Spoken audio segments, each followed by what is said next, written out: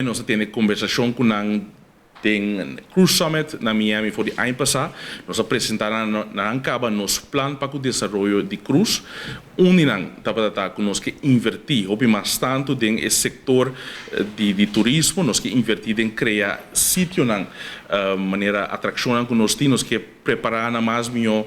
Nós cresce no último ano, nós cresce bem, mas sim a invertir tem facilidade necessária para poder acaparar a quantidade de turistas que nós está. Então, a base disso também nós informar de nos planos, nós apresentar também aqui com nossa ideia na turta para inversão.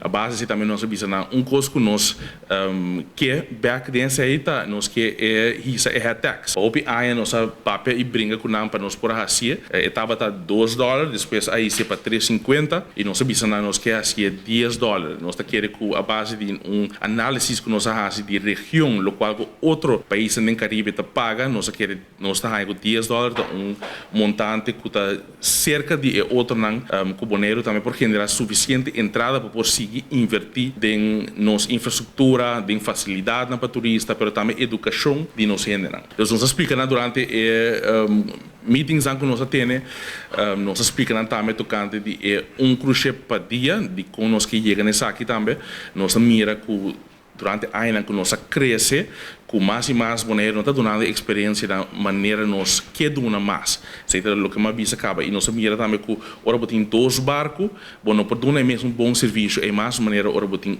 botar ainda na assim, pura e ainda a trobe passageiro de cruise mesmo, não tem experiência mais que nós que para não ter ora na bem maneira. Então, a base disso aí nós explica não e me pode você também que tem de começamento a iringabi se nos não que para nós assim isso aí para nós explicar que é algo necessário para nós assim para nós mester isso é montante aqui para nós por invertir de nos isla que é subida aqui nós falando de suma de alrededor de 3 para 4 milhões extra tur aí que o governo lo vai fazer dentro sua casa, que nós por invertir em caia que nós por invertir de maneira a mencionar facilidade.